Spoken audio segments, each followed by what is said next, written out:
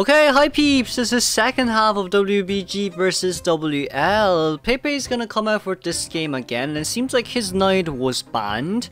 To be fair with you, with last game the Seer did manage to hide away from the knight for that one, so I guess at the end of the day, it is a knight main anyway, so we really don't want to risk it too much. But here's the bans for now. We have a knight ban, and of course from the hunter side we will have a seer, toy merchant, mercenary, forward, and a female dancer coming out from Pepe's side. And then with the last pick, it seems like it'll become an acrobat for the survivors last pick. This isn't too bad of a survivor team comp. We have, you know, a support. We have 3 survivors with containment, and then 2 survivors that can support / mini harass, and then of course 1 first officer who can at least guarantee the rescue for you here. Wish all in all, it's not too bad, but I don't know who Pepe mains, which is the problem. We do know that he has knight on his hands, but with a team comp like this, if you're a high movement speed character, then it's either a Bonbon, a Gala, a wax artist, or maybe even a hermit from Pepe's side may be coming out here, because all these guys we do rely more on, you know, basically landing their skills. So like if you have an acrobat out who can basically ball away and create more distance, so then it's harder for you to land your abilities, alongside with an antiquarian swing and a entomologist speed buff from the swarm. Oh wait, it's yeah. Okay, it's a wax artist. Okay. Fair play, I guess. I guess WBG done their homework. Wax artist here coming out from Pepe. Wax artist here coming out from Pepe isn't too bad, but I guess at the end of the day, you do need to consider things like, you know, the high walls, shack. I mean, shack in general. Wax artist can counter. Sorry, I'm just commentating so slow for some reason. Wax in general can counter shack, can counter factory, but then there are a lot of other places with high walls that, you know, you need to be very wary of. So yeah, we will have to see how this one goes, though. We honestly will have to see how this one goes. In all honesty, I don't think it will be too bad for the wax artist, but it also won't be too bad for the survivors too. Of course, as we can see here as well, the first officer is spawning a little bit further away just for the fact that he can't actually kite a wax artist, so it's a much safer option to allow entomologist to be in middle as well. Like with the hypothetical as well, if the wax artist chase after the ento, it's going to be a bit harder for wax to land the wax on the entomologist instead. So there's a lot to consider. There's honestly a lot to consider for this wax artist for now, but for the time being we will have anti-current spawning a factory, entomologist being in middle, acrobat being in shack, and of course first officer near the mini trees at the back, if I'm not wrong. No, actually wax artist spawns by the gate. But this will be WBG versus WL for our game 2 first half of today. Okay, on to the game we go. S tier wax artist. Now then, seeing that he's actually running towards middle, we also do see that Lon is creating, pulling quite a huge distance away, and the cipher machine that has been locked currently is at Christmas tree, near the mini rooms near Christmas tree gate. And then as we can see here, acrobat already putting the pallets down. There is of course the best thing that he can do. From wax artist here, seems like it'll be a trump card detention with triple pallet break. We do see where Iron is. Iron is currently decoding a Christmas tree right now, and of course entomologists already come in for the support right here against the wax artist, because what is more important here for the survivors really is the support until like we can at least guarantee a tie. Now getting the hit on the bees right there, one more hit away. Acrobat immediately using a mud ball right here to try gain some distance between himself and the hunter. Now then, locking the window here once again. Acrobat may have brought window speed boost, but will not be able to use the window here simply because of the fact that that window has been locked. And then red ball is ready here as well. It seems like Pepe will be forced to use red ball here.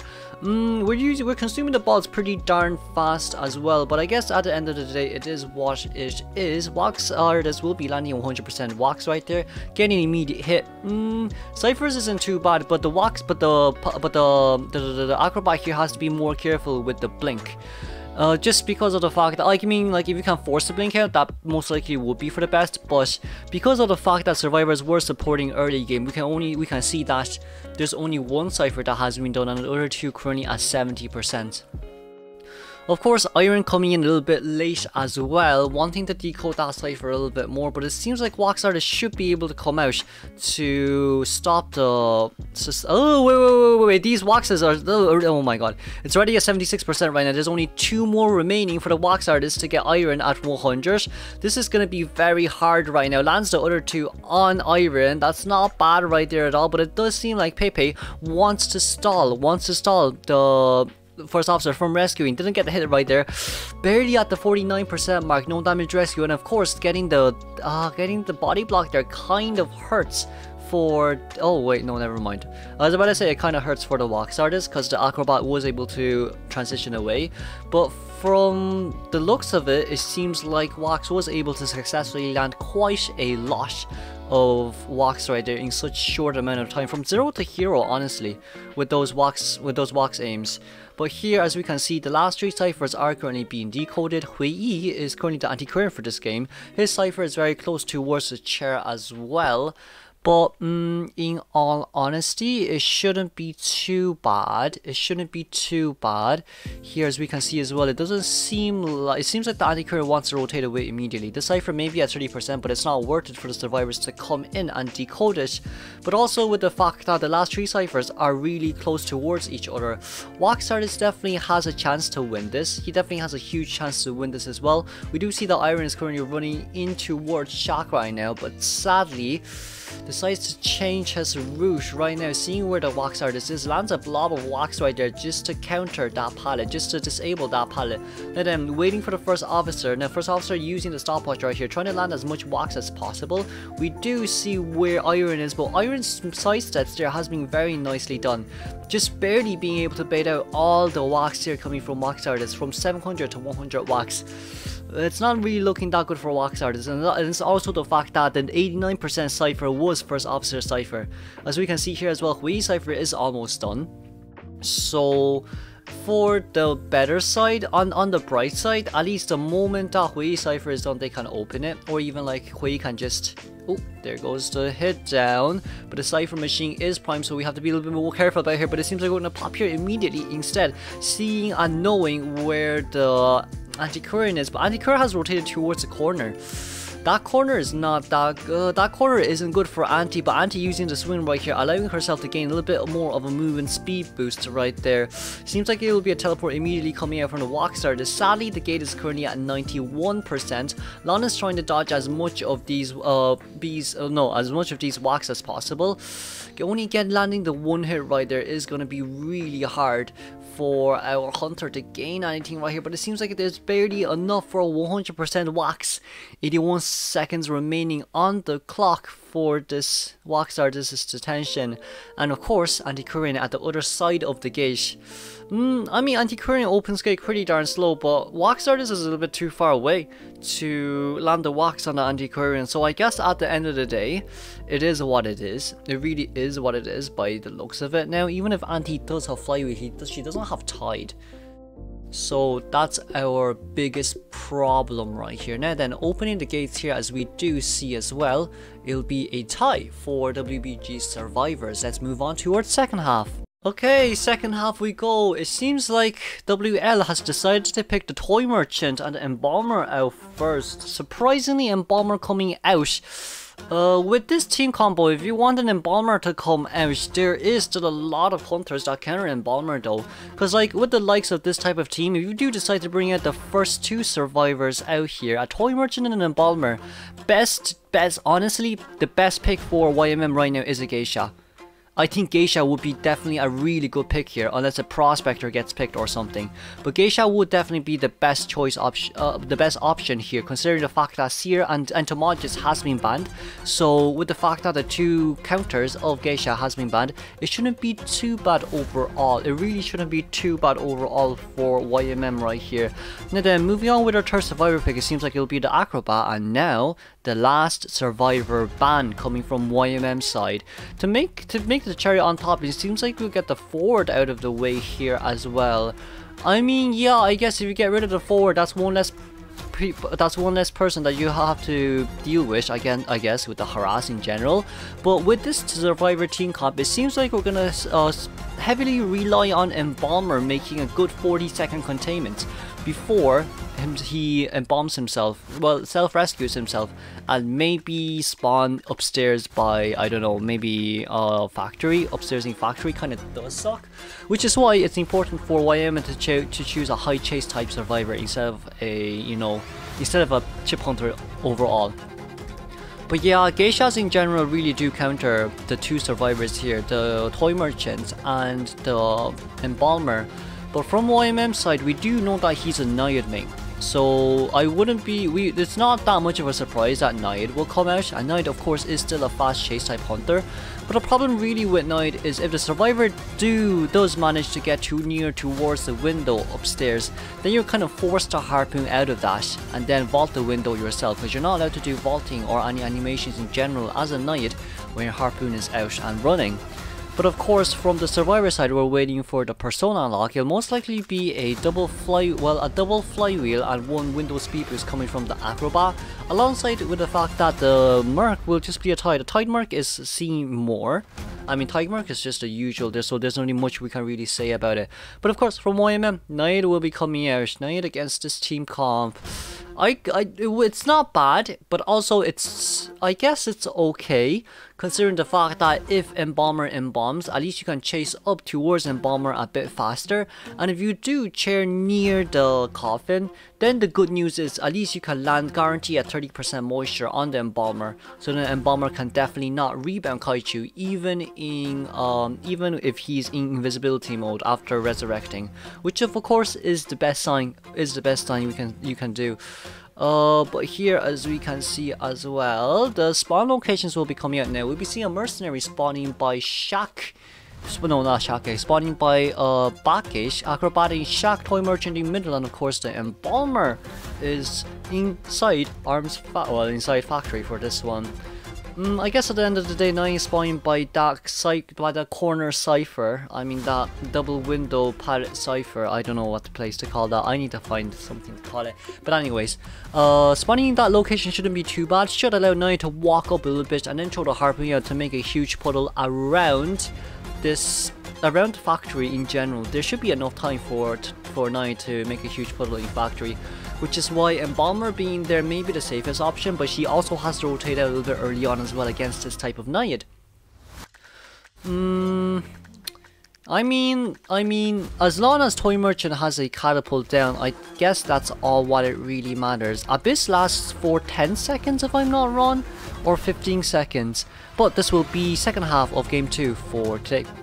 Okay, onto the game we go. WBG YMM currently spawning here. Seems like the harpoon will be thrown immediately, just landing underneath stairs as well. Guidon is currently staying behind that pallet, throwing the pallet down right here. It seems like YMM wants to rotate inside to get towards the stairs, but it's I would have said there's not enough time, but it seems like there's barely enough time here, as we can see as well. Embalmer at 56%, 70%, 80%, 90%, 100%. Wow.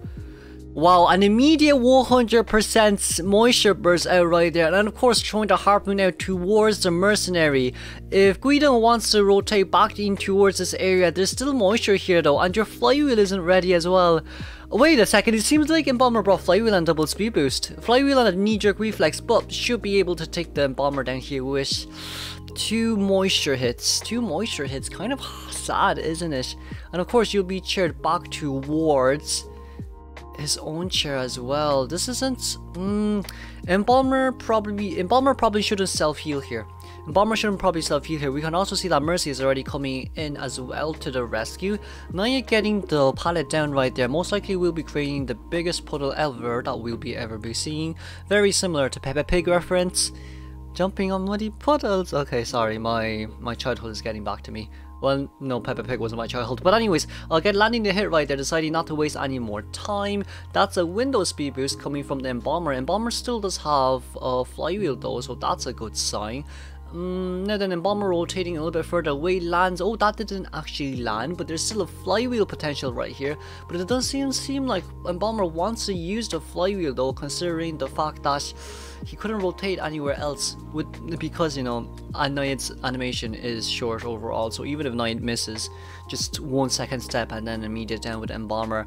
We also did see that YMM was being very discreet with his movement there as well, just standing in between just to make sure that Embalmer doesn't actually embalm himself while he's going to pick Nayed is going to pick him up, which basically means just not allowing Embalmer to, you know, guarantee the second or even the safe kite right here. But yeah, that should be coming back up, currently landing on a 50% moisture right there. Embalmer, losing Embalmer a little bit there.